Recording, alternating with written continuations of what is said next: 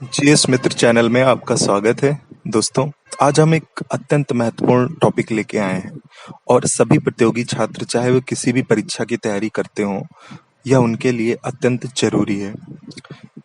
अतः इसे ध्यान से सुनें और संबंधित तैयारियां जरूर कर लें।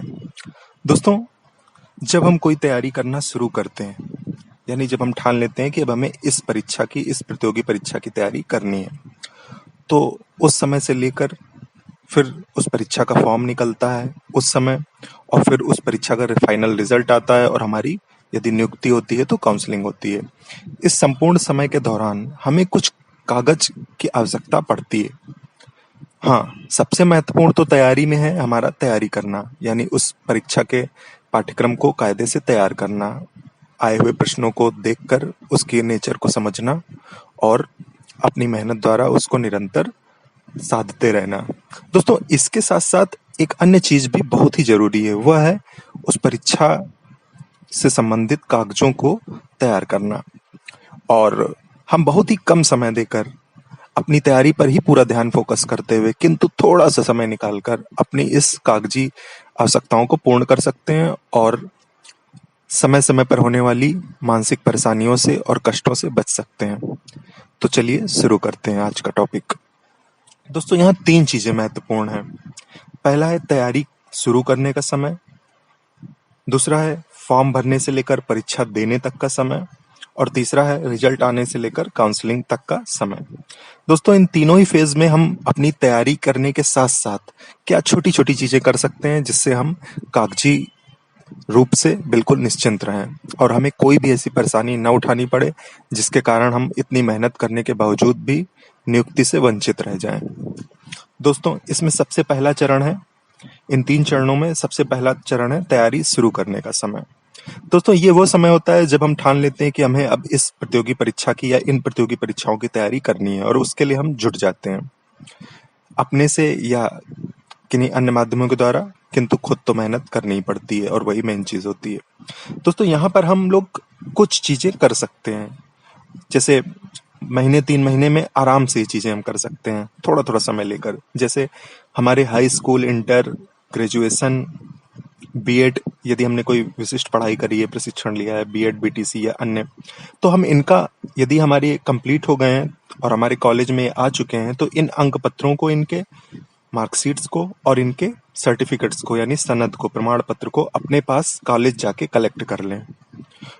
ये हमें जरूर कर लेना चाहिए, क्योंकि आगे जब इनकी आवश्यकता पड़ेगी तो हम परेशान हो जाएंगे कि कई लोगों के कॉलेज उनके शहर में नहीं होते हैं, वो अपना शहर बदल चुके होते हैं, तो उनको बड़ी मानसिक कष्ट हो जाता है।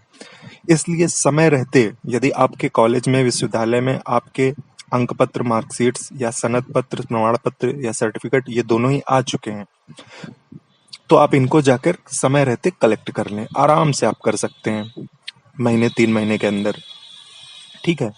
साथ ही आप डोमिसाइल या निवास प्रमाण पत्र जरूर बनवा लें। हफ्ते 10 दिन में ये बन जाता है, आसानी से आप इसे अप्लाई कर सकते हैं कहीं भी और बनवा सकते हैं। यदि आपको जाति प्रमाण पत्र की आवश्यकता है तो उसे भी आप इसी के साथ ही अप्लाई कर दें, निवास प्रमाण पत्र के, और आसानी से ये भी 7-10 दिन के अंदर बन जाएंगे। इनको जरूर बनवा लें, ठीक है।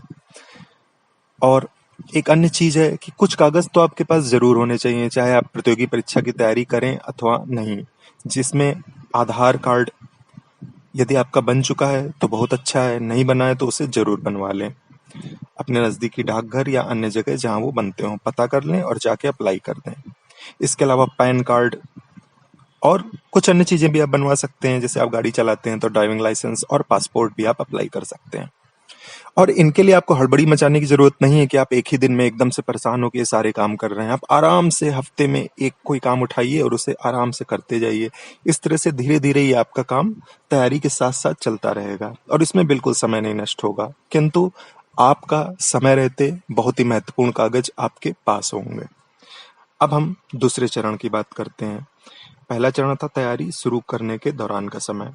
दूसरा चरण है फॉर्म भरने से लेकर परीक्षा देने का समय। दोस्तों, आपने किसी परीक्षा की तैयारी शुरू करी, उसकी तैयारी करी महीना, 4 महीना, 6 महीना, साल भर, और फिर उस परीक्षा का फॉर्म आ गया। तो यहाँ आपको क्या करना है कि सबसे पहले जो संस्था परीक्षा करा रही है वो जो नोटिफिकेशन या विज्ञप्ति निकाली है फॉर्म भरने से संबंधित, उसे आप जरूर पढ़ें स्वयं से, और उसमें से 5-7 पॉइंट जो जरूरी लगे उनको अंडरलाइन करके एक जगह नोट कर लें। इसके अलावा भी आप पता कर सकते हैं इंटरनेट के माध्यम से, यूट्यूब के माध्यम से, किंतु वहीं जहां ऑथेंटिक जानकारी मिलती हो। इसके पश्चात आप फॉर्म को भरने स्वयं से भरें या साइबर कैफे में जाएं। किंतु एक बात का ध्यान रखें कि कभी भी साइबर कैफे संचालक, कंप्यूटर ऑपरेटर यदि हड़बड़ी कर रहा हो तो उससे कह दें कि आप आराम से भरिए। और सबमिट करने से पहले, जब आप फॉर्म भरते हैं तो आप सारी जानकारियां भर देते हैं, फिर एक सबमिट करने का बटन आता है या फाइनल सेव करने का, तो उसके पहले आप पुनः फॉर्म को चेक कर लें कि यह इसमें सभी जानकारियां सही हैं कि नहीं है। विशेष तौर पर आपका नाम, जो कि आपके हाई स्कूल के अंकपत्र के अनुसार होना चाहिए, डेट ऑफ बर्थ वो सही होनी चाहिए, या और आप यदि अंक भर रहे हैं, नंबर भर रहे हैं अपनी विभिन्न परीक्षाओं के, तो उनको जरूर सावधानी से भर लें। हाँ, ये भी ध्यान रखें कि जो मोबाइल नंबर आप डाल रहे हैं आगे उसको जरूर चालू रखें, क्योंकि कई बार क्या होता है कि परीक्षा के अगले चरण में आपको फिर फॉर्म भरना होता है और उसी मोबाइल नंबर पर ओटीपी आती है, जिसके बाद ही वो फॉर्म आगे बढ़ता है। यदि आपका मोबाइल नंबर बंद हो गया है या रद्द हो गया है तो फिर आपको दिक्कत हो जाती है। हालांकि परीक्षाओं में फॉर्म संशोधन, मोबाइल नंबर संशोधन के मौके भी मिलते हैं, किंतु यदि आप इतना काम सावधानी से करेंगे तो आप किसी भी मानसिक कष्ट से मुक्त रहेंगे। और कई बार ऐसे मौके नहीं भी मिलते हैं संशोधन के, जैसे अभी हाल ही में शिक्षक भर्ती में फॉर्म संशोधन का मौका नहीं मिला, मोबाइल संशोधन का मौका भी बहुत देर से मिला, तो बच्चों को काफी मानसिक कष्ट उठाना पड़ा। आप यदि समय रहते इन चीजों का ध्यान देंगे तो आप इन मानसिक कष्टों से बच सकते हैं। दोस्तों, इसके पश्चात आप परीक्षा केंद्र पर पहुंचेंगे। परीक्षा केंद्र पर आप जब परीक्षा का टाइम होगा तो परीक्षा केंद्र पर जाएंगे, तो आप ऐसा करें कि कुछ समय पहले ही पहुंचें। कुछ समय पहले ही पहुंचें और उस दौरान अनावश्यक टेंशन लेके जल्दी जल्दी पढ़ने के बजाय आप कुछ जरूरी चीजों पर ध्यान दें, जैसे कि आपका परिचय पत्र, आपकी कोई ना कोई आईडी, जैसे पैन कार्ड, आधार इत्यादि आईडी आपके पास जरूर हो, कोई एक उसकी फोटोकॉपी हो, एक फोटो जरूर हो, और पेन वगैरह इत्यादि जो सामान आपको परीक्षा में चाहिए वो जरूर आप लेके जाएं। और अपने को थोड़ा शांत रखें। परीक्षा हाल में सबसे जरूरी चीज है कि अपनी सीट पर बैठ जाएं, मिलान कर लें अपने रूम का और शांत रहकर ओएमआर सीट या जो भी आपको भरना है पत्र, उसे सही से भर लें इत्मीनान से। जहां शंका हो वहां टीचर से पूछ लें। दोस्तों, परीक्षा देने के उपरांत आप अपने ने जो फॉर्म भरा है उसका रजिस्ट्रेशन पत्र, आवेदन पत्र, परीक्षा का एडमिट कार्ड, इन सभी को संभाल कर रख लें। हो सके तो इनकी फोटोकॉपी कराकर एक अन्य जगह पर उनको भी रख दें। इस तरीके से ये दूसरा चरण आपका कंप्लीट होता है। पहला चरण था तैयारी शुरू करने के समय का, दूसरा चरण है फॉर्म भरने से लेकर परीक्षा देने के समय का।